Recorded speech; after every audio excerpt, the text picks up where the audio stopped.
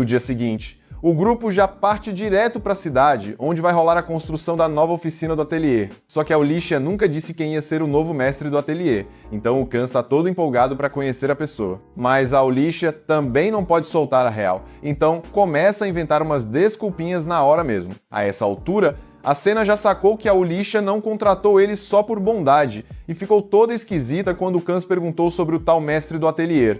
Então a Senna tá com a pulga atrás da orelha. Conforme vão chegando na cidade, o Kurt reconhece o lugar.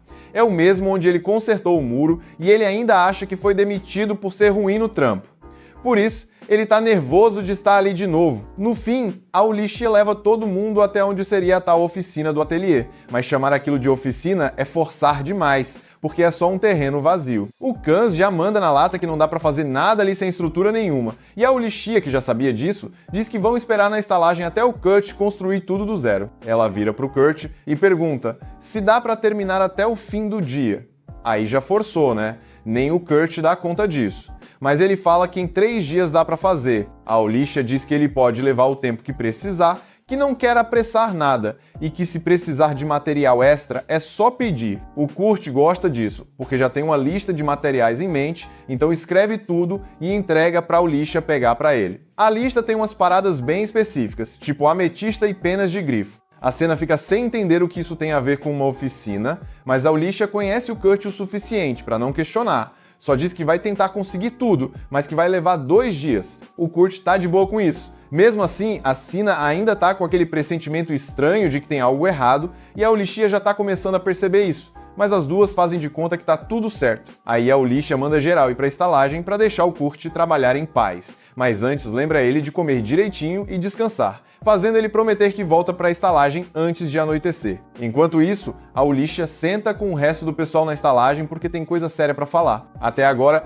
o Khan e o Dans achavam que o Kurt era só um cara comum, mas não dá mais para esconder a real, ainda mais com a Senna já tendo visto umas bizarrices que ele é capaz de fazer. A Senna pede para a Alicia explicar quem o Kurt realmente é, mas antes disso, a Alicia resolve se apresentar direito, mostra o brasão da família real e diz que é uma aventureira a serviço da realeza. E a mina sentada ali com eles é ninguém menos que a Lizzie, a terceira princesa do reino. Os 3 ficam em choque, e o Khan até tenta levantar para cumprimentar ela direito, mas a Lizzie manda ficar de boa, que ela tá disfarçada e quer ser tratada como gente normal. Aí a Senna manda a real: peraí, então o Kurt também é da realeza? Mas a Alicia diz que não, que ele é uma pessoa comum, ou melhor, mais ou menos. O lance é que nem a Alicia sabe quem o Kurt é de verdade, mas ela sabe que todas as habilidades de combate dele são rank G, enquanto todas as outras habilidades são rank SSS. Os 3 ficam de boca aberta, porque rank SSS é coisa de lenda urbana. Mas, pensando bem, com o que o Kurt já fez, faz sentido. A Alicia ainda diz que o nível verdadeiro dele é confidencial, então ninguém pode sair espalhando. Nem o próprio Kurt sabe, porque ela e a Mimiko mentiram pra ele dizendo que ele é só rank B. E o mais doido, o novo mestre do ateliê vai ser o próprio Kurt. Mas a Alicia não pretende contar isso pra ele. Aí a Seda levanta puta da vida e mete o grito: por que você tá mentindo pro moleque, caramba? A Alicia tenta justificar, dizendo que mesmo se contasse, o Kurt provavelmente nem acreditaria.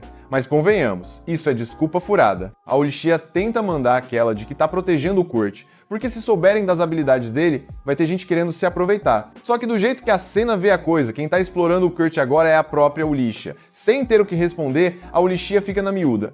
A Senna vira de costas, dizendo que não quer saber desse rolo todo. Aí, depois de um tempinho em silêncio, o Danzo pergunta se pode saber um pouco mais sobre essa treta toda. Aí a Lizzie vira pro Danzo e manda real. Dias atrás, o Kurt quebrou uma maldição sinistra que estava em cima dela, e o cara fez isso com um prato de mingau, acredita? Alguém tá querendo apagar a Lizzie, e por isso que inventaram toda essa treta do mestre do ateliê. A ideia é atrair os assassinos para descobrir quem tá por trás disso tudo. Só que, claro, o Kurt não sabe de nadinha.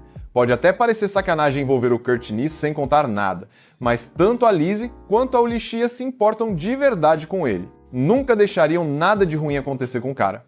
A Lizzie pergunta se o grupo topa guardar segredo e se juntar a elas para manter o Kurt seguro. O Danzo já manda na lata que eles não têm obrigação nenhuma de obedecer a uma princesa, mas que o Kurt é brother deles e fariam qualquer coisa para proteger ele. O Kans concorda e a Lizzie fica feliz da vida vendo que eles estão com ela. Já a Senna acha que estão passando os limites, tipo, eles conhecem o Kurt faz 2 dias só. A Alicia entende o lado dela, porque, pra falar a real, ela mesma conheceu o Kurt na semana passada e ainda tá tentando entender tudo o que viu ele fazer nesse tempo.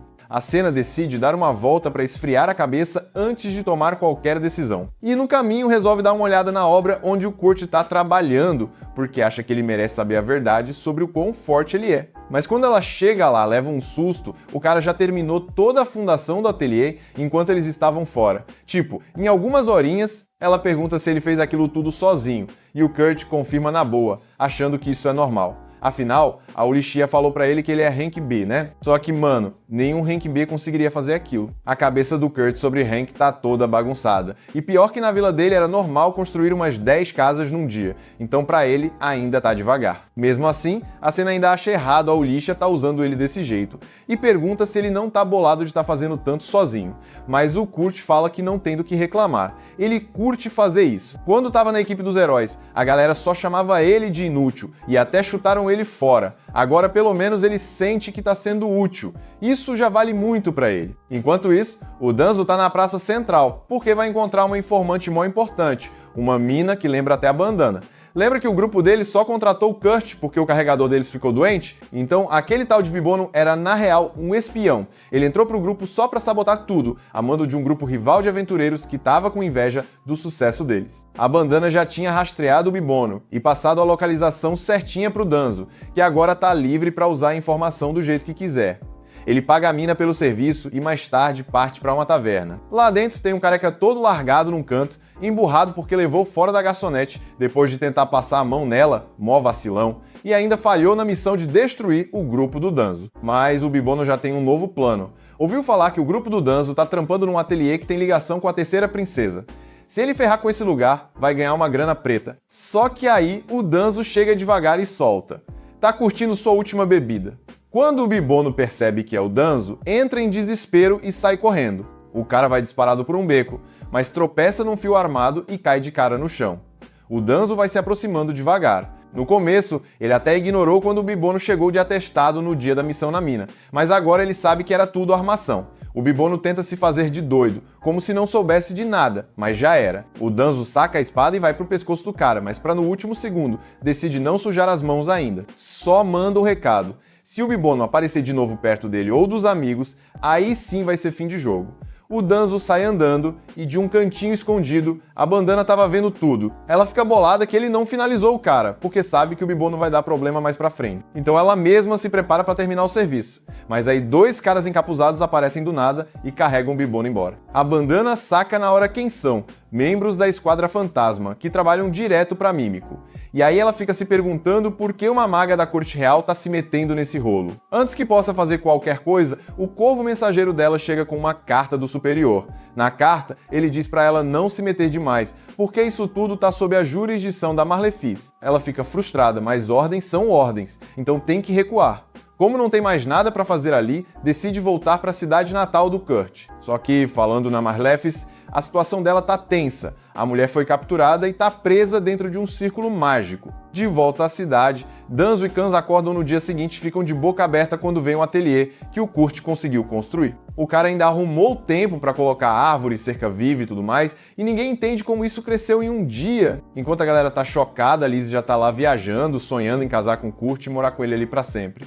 Aí o Kurt aparece todo de boa e chama todo mundo para entrar. Ele dá um tour na casa, mostra a entrada principal, 2 andares de porão e até um sistema de purificação de água que ele fez com umas pedras mágicas. Fez quarto para geral e até um especial pro tal do mestre do ateliê. Só que, detalhe, a Olizia ainda não contou para ele que ele mesmo é o mestre da parada. Ela não quer largar essa info ainda, então inventam uma desculpa de que o mestre está ocupado e muda de assunto, perguntando onde fica o quarto do Kurt. Mas aí vem o Baki, o Kurt, com autoestima no chinelo. Diz que não merece um quarto, que só é bom para fazer tarefas e que ia dormir num armário de vassoura mesmo. A galera pira e fala que ele tá maluco, que ele devia ficar no quarto que ele fez pro mestre, já que ninguém tá usando. Leva umas boas 2 horas para convencer o coitado de que ele merece sim dormir decentemente.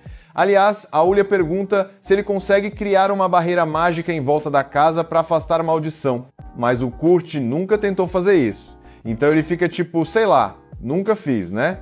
como plano B. Ela resolve usar os selos mágicos que a Mímico deixou prontos e passa a noite instalando isso tudo em volta da casa. O último selo tem que ir bem na frente do quarto da Lizzie. Quando a Olizia chega lá para colocar, a Lizzie ouve os passos e já acha que é o Kurt vindo de fininho pro quarto dela. Ela sai toda animada, pronta para abraçar ele, mas se decepciona quando vê que é só a Olizia. Aí já manda aquele olhar poxa vida e reclama que queria passar a noite coladinha com o Kurt. A Ulia dá um puxão de orelha nela, dizendo para parar com essas ideias tortas e que ela que não se aproveite da inocência do Kurt, porque ele é tão esforçado que se ela pedisse para ele puxar as costas dela, ele ia achar que é mais uma tarefa, e faria mesmo. No dia seguinte, o Kurt tá lá preparando o café da manhã pra geral, todo fofo, quando a Lizzie aparece só de avental. A Olizia quase surta, achando que ela tá pelada, mas a Lizzie fala que tá tudo certo, que ela tá com roupa por baixo, ufa. Quando a comida tá pronta, todo mundo senta pra comer e rasga elogios pro banquete que o Kurt fez. Aí a Olizia pergunta, ué, cadê o Kurt? A Lizzie lembra que ouviu ele falando que ia limpar umas pichações nas paredes da mansão. A Ulia já entra em pânico, percebendo que ele deve estar se referindo aos selos mágicos que ela passou a noite toda colocando. Esses selos nem deveriam sair só com um pano.